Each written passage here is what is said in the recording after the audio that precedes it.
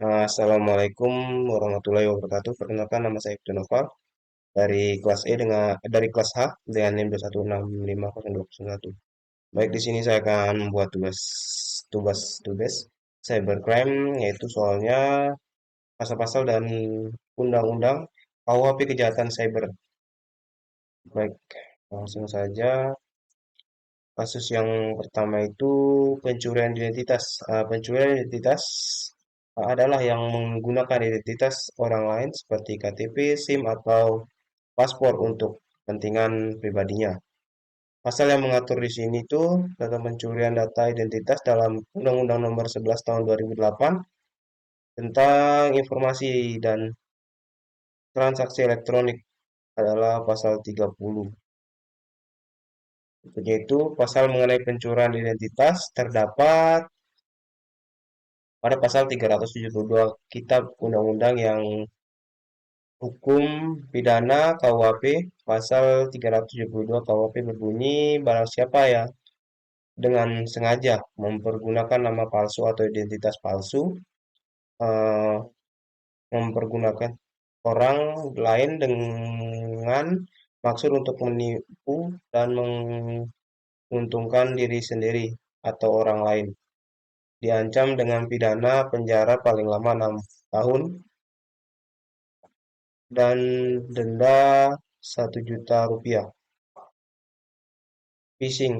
Phishing adalah salah satu tindak kejahatan yang manipulatif karena biasanya pelaku meminta korbannya untuk mengisi informasi pribadi yang bersifat sangat rahasia.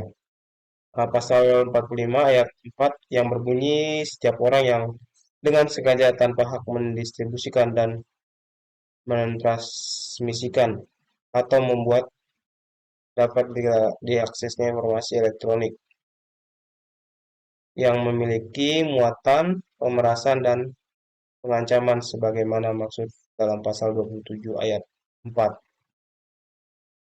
Pasal mengenai tindak pidana phishing terdapat pada pasal 378B Kitab Undang-Undang Hukum Pidana KUHP pasal 378B KUHP. Berikutnya itu malware. Malware merupakan perangkat lunak yang dapat merusak sistem jaringan dan server komputer. Pasal yang mengatur tentang malware dalam Undang-Undang Nomor 11 Tahun 2008 tentang informasi dan transaksi elektronik adalah pasal 33. Pasal tersebut menyatakan bahwa setiap orang dengan sengaja dan tanpa hak melakukan tindakan apapun yang berakibat tanggungannya sistem elektronik atau mengakibatkan sistem elektronik menjadi tidak kerja sebagaimana mestinya. Uh, Pasal mengenai tindak pidana yang berakibat dan malware terdapat pada pasal 30 Undang-Undang Nomor 11 Tahun 2008 tentang informasi dan transaksi elektronik Undang-Undang ITE pasal 30 Undang-Undang ITE. Berikutnya ransomware. Ransomware ini adalah jenis program jahat atau malware yang mengancam korban dengan menghancurkan atau memblokir akses ke data sistem penting hingga tebusan dibayar. Pasal 27 ayat 4 yang berbunyi, setiap orang dengan sengaja dan tanpa hak mengindistribusikan atau mentransmisikan dan membuat dapat informasi elektronik atau dokumen elektronik yang memiliki muatan pemerasan atau pengancaman. Pada KUHP tidak ditegaskan untuk mengatur kejahatan cyber ini. Yang berikutnya itu peretasan atau hack. Peretasan ini mengacu pada aktivitas yang berupaya mengakses secara ilegal. Undang-undang yang mengatur tentang peretasan yaitu Undang-Undang Nomor 11 Tahun 2008 Pasal 30 ayat 1 yang berbunyi setiap orang dengan sengaja dan tanpa hak atau melawan hukum mengakses komputer atau sistem elektronik milik orang lain dengan cara apapun. Berikutnya itu, pada KUHP tidak ditegaskan untuk mengatur kejahatan cyber ini. Berikutnya yang F, serangan DDoS. Serangan DDoS atau distribusi denial of server. Contohnya, sebuah kelompok pelaku meluncurkan serangan DDoS terhadap situs web atau jaringan. Pasal 33 yang berbunyi, setiap orang yang dengan sengaja tanpa hak atau melawan hukum melakukan tindakan apapun yang berakibat terganggunya sistem elektronik atau mengakibatkan sistem elektronik menjadi tidak bekerja sebagaimana mestinya. Pasal mengenai tindak pidana yang berkaitan dengan melawan terdapat pada pasal 30 Undang-Undang Nomor 11 Tahun 2008 tentang informasi dan transaksi elektronik. Berikutnya itu pencurian kekayaan intelektual. Pencurian kekayaan intelektual itu mencuri, menyebarkan produk atau informasi rahasia bisnis dari perusahaan asing. Pasal yang mengatur tentang pencurian hak dan kekayaan intelektual dalam Undang-Undang Nomor 11 Tahun 2008 tentang informasi dan transaksi elektronik adalah pasal 25. Di dalam KUHP juga belum mengatur tentang kejahatan cyber ini. Berikutnya itu pemalsuan. Pemalsuan ini merupakan kejahatan dengan memalsukan data pada dokumen-dokumen penting yang tersimpan melalui internet. Pasal yang mengatur di sini itu tentang pemalsuan dalam Undang-Undang Nomor 11 Tahun 2008 tentang informasi dan transaksi elektronik dalam pasal 29. Belum yang berikutnya itu belum ada pasal KUHP yang mengatur tentang kejahatan cyber ini juga. Berikutnya itu pornografi anak. Pornografi anak contohnya itu penyebaran atau penyimpanan materi pornografi yang melibatkan anak-anak yang merupakan tindakan ilegal. Pasal 245B yang berbunyi, setiap orang yang dengan sengaja dan tanpa hak mengirimkan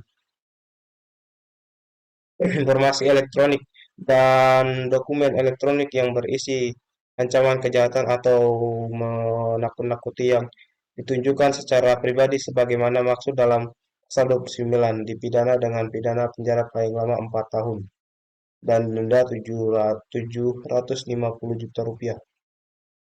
Berikutnya cyberbullying. Cyberbullying ini ialah bullying atau perundungan dengan menggunakan teknologi digital.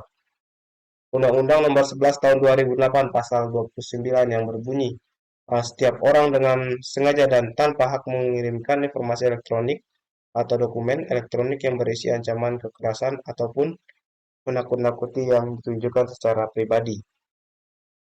Belum ada pasal KUHP yang mengatur tentang kejahatan cyber pemalsuan informasi. Berikutnya itu penyebaran informasi palsu atau hoax. Contohnya itu penyebaran berita palsu atau informasi palsu untuk mempengaruhi opini publik atau menciptakan ketidakpercayaan.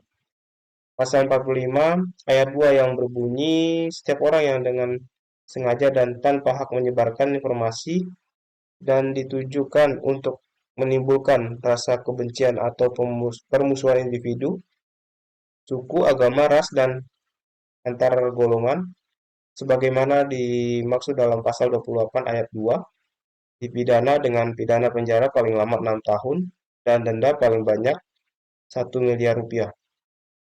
Pasal 28 ayat 1 Undang-Undang ITE KUHP mengatur tentang penyebaran informasi elektronik yang memiliki muatan penghinaan atau pencemaran nama baik. Berikutnya itu peretasan email. Peretasan email, seseorang mencuri informasi atau mengirim pesan palsu atas nama korban. Pasal 30 ayat 1 yang berbunyi, setiap orang dengan sengaja dan tanpa hak atau melawan hukum mengakses komputer dan sistem elektronik milik orang lain secara apapun. Ayat 2 itu yang berbunyi, setiap orang dengan sengaja dan tanpa hak atau melawan hukum mengakses komputer dan atau sistem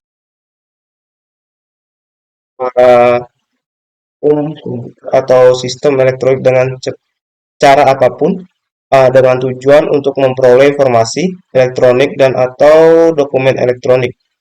Ayat 3 yang berbunyi, setiap orang dengan sengaja dan tanpa hak atau melawan hukum mengakses komputer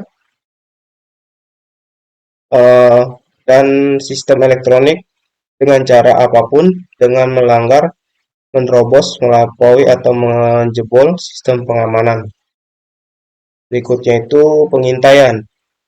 Negara, contohnya itu negara atau kelompok rahasia mencoba mengumpulkan informasi rahasia dari pihak lain. Pasal yang mengatur tentang pengintaian online atau opsional dalam Undang-Undang Nomor 11 Tahun 2008 tentang informasi dan transaksi elektronik adalah pasal 31. Berikutnya itu pasal 26B Undang-Undang ITE dengan mengatur tentang tindakan pengintaian terhadap informasi elektronik atau dokumen elektronik secara tanpa hak atau melawan hukum. Dengan demikian, tindakan pengintaian online dapat masuk ke dalam kategori tindakan yang melanggar pasal 26 Undang-Undang ITE. Berikutnya itu penggelapan. Penggelapan contohnya merupakan suatu tindakan yang tidak jujur dengan menyembunyikan barang atau harta orang lain oleh suatu orang atau lebih tanpa sepengetahuan pihak pemilik. Pasal yang mengatur tentang penggelapan dalam Undang-Undang Nomor 11 Tahun 2008 tentang informasi dan transaksi elektronik adalah pasal 36. Pasal yang mengatur tentang penggelapan dapat ditemukan dalam Kitab Undang-Undang KUHP pidana pasal yang terkait dalam pasal 372, pasal 373 dan pasal 374 KUHP. Berikutnya itu kejahatan keuangan online. Kejahatan keuangan online ini contohnya menipu korban untuk mengirimkan uang atau informasi keuangan melalui metode online atau tindak tidak sah. Pasal 5 KUHP mengatur tentang tindak pidana pencucian uang yang dilakukan dengan cara menerima atau menggunakan harta kekayaan yang diketahui atau patut diduga berasal dari tindak pidana termasuk tindakan kejahatan keuangan online. Berikutnya itu pelanggaran privasi. Pelanggaran privasi ini contohnya melakukan atau merekam atau monitoring aktivitas pribadi orang tanpa izin mereka. Uh, Pasal 26 Undang-Undang ITE mengatur tentang larangan menyebarkan, mengakses, menguasai, atau memberikan informasi elektronik yang bersifat pribadi tanpa hak atau melawan hukum. Pencurian akses. Pencurian akses ini contohnya mencuri kata sandi atau mencoba masuk ke akun atau sistem komputer tanpa izin. Pasal yang mengatur di sini tentang pencurian hak akses dan bunyinya pasal 34 ayat 1 dalam dokumen yang ada yang Anda berikan. Pasal 30 Undang-Undang ITE mengatur tentang larangan mengakses sistem elektronik atau jaringan komputer orang lain secara tidak sah atau tanpa izin. Kejahatan seksual. Kejahatan seksual contohnya itu menggunakan internet untuk mencari atau merayu seseorang baik dewasa maupun anak-anak. Tujuannya seksual. Pasal 285 KUHP tentang pemerkosaan. Pasal ini mengatur tentang tindakan pemerkosaan yang dilakukan dengan kekerasan atau ancaman kekerasan. Pasal 292 KUHP tentang pelecehan seksual. Pasal ini mengatur tentang tindakan pelecehan seksual yang dilakukan dengan cara meraba atau memaksa korban. Pemerasan online. Pemerasan online contohnya di sini mengancam atau mengungkapkan rahasia atau foto pribadi korban jika tidak memberikan tuntutan pelaku. Pasal 34 menyatakan bahwa setiap orang yang dengan sengaja dan tanpa hak atau melawan hukum memproduksi atau menjual, mengadakan untuk digunakan, mengimpor, mendistribusikan, menyediakan atau memiliki perangkat kelas untuk perangkat lunak komputer yang dirancang untuk secara khusus dikembangkan untuk memfasilitasi perbuatan sebagaimana dimaksud dalam pasal 27 sampai dengan pasal 33. Pasal 27 ayat 1 Undang-Undang ITE mengatur tentang larangan, mengubah, menambah, mengurangi, menghapus, merusak, memindahkan, menyembunyikan data elektronik atau dokumen elektronik dengan maksud untuk memeras. Kejahatan sumber daya komputer. Kejahatan sumber daya komputer di sini contohnya menggunakan sumber daya komputer orang lain tanpa izin.